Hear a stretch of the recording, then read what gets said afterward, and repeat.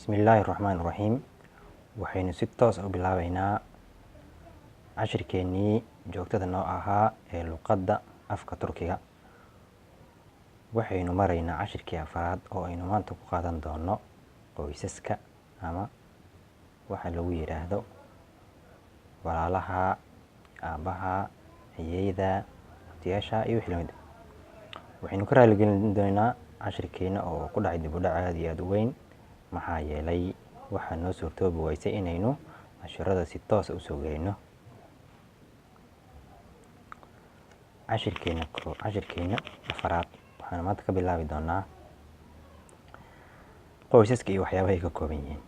Haddii aynu bilaabno, dede waa dede waa awoowo ama kan aabaha mise kan hooyada. Anne hooyada hooyadeed. Anne waa hooyo moogtay. Anne ama nine waa la dhihi karaa. Anne ama nine hooyada hooyadeed. Baba anne nine. Baba anne waxaa waaye aabaha hooyadiis. Baba waa aabaha, anne waa hooyada, amja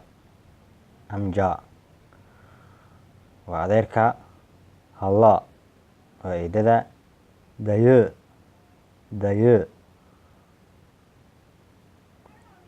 waa abtiga, teyze waa habaryarta.